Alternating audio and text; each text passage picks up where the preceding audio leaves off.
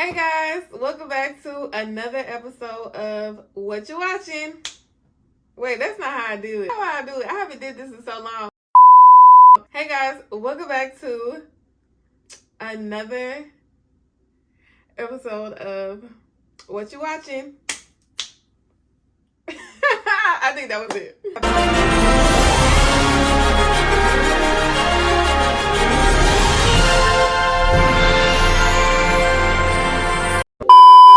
Not filmed a movie review in a long time, so we're gonna make this a compilation of my favorite and misses off Hulu, because it's gonna take me forever just to go through all the movies and TV shows that I like or don't like. So I'm gonna start like doing compilations where I just give you a little quick rundown of the shows or movies that I like, or some that maybe wasn't for me.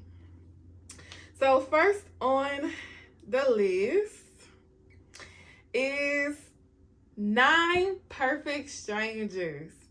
If you haven't heard about this show on Hulu, I'm so glad that I can be the first to introduce it to you. Like, at first, I didn't know what to expect.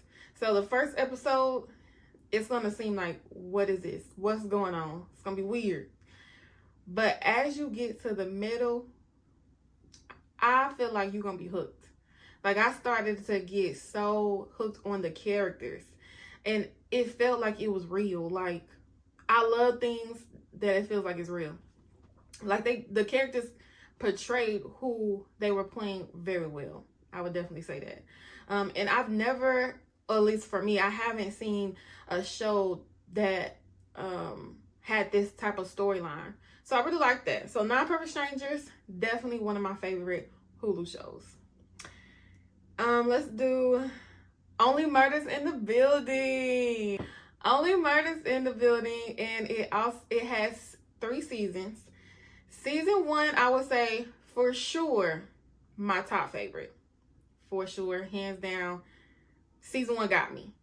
And season 2 came in, you know, good. It was riding that peak of season 1, but I feel like it didn't surpass it. And I know that's hard for sequels to do. Once you like really fall in love with that season 1, it's hard to come back and make you fall even more in love than season 1 did. Even though I do have some shows that have topped season 1. But yeah, Only Murders in the Building, season 1, by far my favorite. Season 2, it was still good. It just didn't top season 1.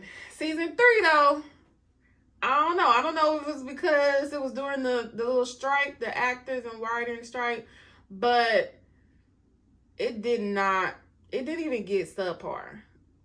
Like, I don't know what was going on. It didn't hook me at all. The only interest I had was in the characters' investment that I already invested in season 1 and season 2. But yeah, that was it. I still like the 3 main characters. They're hilarious. Those 3 characters, I think they really mesh well together, I would say. So yeah, it's just in season 3. I don't know what was wrong with it. Let me know if you like season 3. Or if it didn't make it. All my people who like Only Murders in the Building, let me know how you felt about season 3. But I feel like it just took a dive. But yeah, give it a try. Season 1 and season 2 still good. One that I would say is a miss is Self-Reliance. Self-Reliance is a movie on Hulu, and its main theme is, I guess, portraying, no matter like how your life seems to make you, convince you that you don't have a lot, you really do have a lot and all this stuff. But Self-Reliance was just all over the place. It was all over the place. That movie, I didn't really like the characters. I didn't like how they had the storyline go. It was no suspense. It was no hooks. Like, I couldn't vibe with it. I just would say it's not for me. I think some people, if you liked it, let me know what you like about it. But for me, I just think it just wasn't for me at the end of the day. So Self-Reliance is definitely one of my misses. Next, I would say Bruiser. Bruiser. Oh my goodness. Let me tell you, Trevante Rhodes, I love you. But literally, I love you. Ever since Moonlight, you was mine. You know, it seemed like now, you know, a little bit, people trying to ride your coattail now, like you ain't been that man. But yeah. Bruiser with Trevante Rhodes. I really liked Trevante Rhodes' performance in Bruiser. Like, that's definitely one of my top movies. I would say just top performances from him, like in a movie or a TV show, for sure. He acted his butt off. Like, that was really good. I liked the storyline. I connected with the characters. I couldn't predict what was going to happen. It definitely intrigued me the whole way through. So I definitely recommend go watch Bruiser. 10 out of 10. Let's see. Next, let's talk about Death and Other Details. So this is a little newer show. And I love mystery, like clues, puzzles, like let's figure out what happened type movies or shows. So I thought I was gonna really like it. And don't get me wrong, I did enjoy the whole cat and mouse chase, let's figure it out.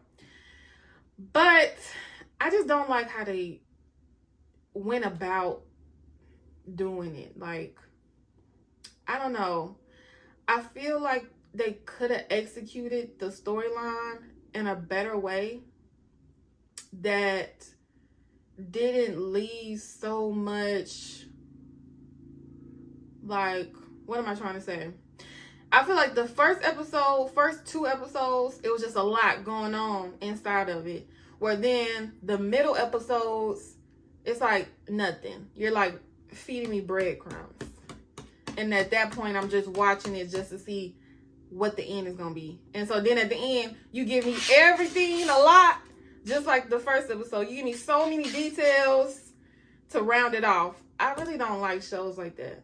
I don't like when the middle is bland and blah, and you're just making this build up to the end.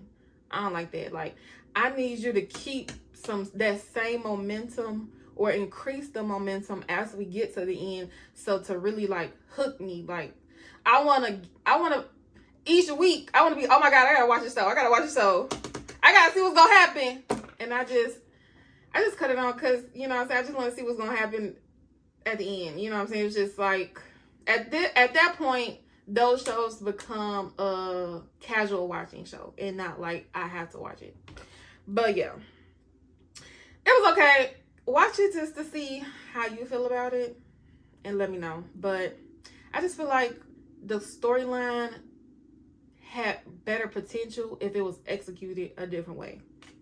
So I did 9 Perfect Strangers. That is a favorite. I did Only Murders in the Building, a favorite. I did Bruiser, a favorite. Self-Reliance is a miss. Death and Other Details, I would say is a miss for me. I would say it's a miss.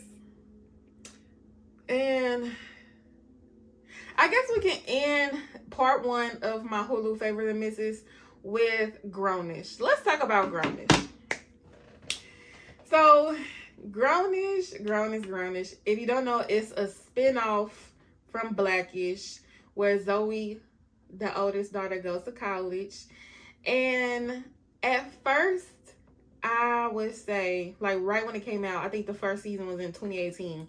I did not watch it.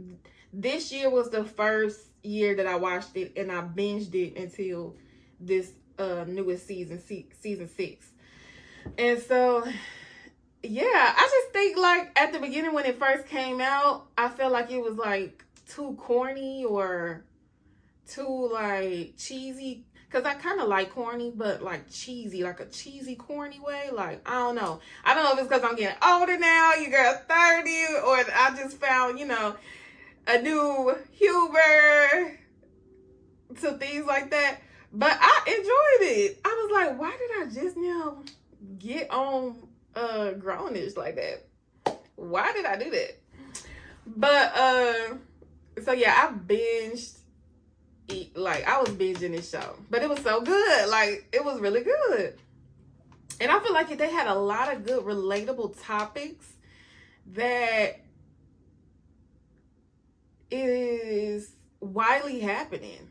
Like, it's happening in real life. So I think they really did a good job of making it realistic to college experience, to even growing up, experiencing while you're growing up and learning yourself.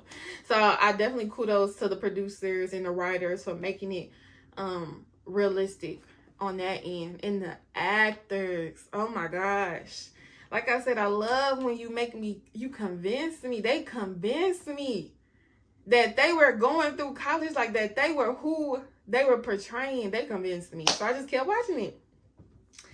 And of course, the story is geared to get you to connect more with Zoey and her love interest.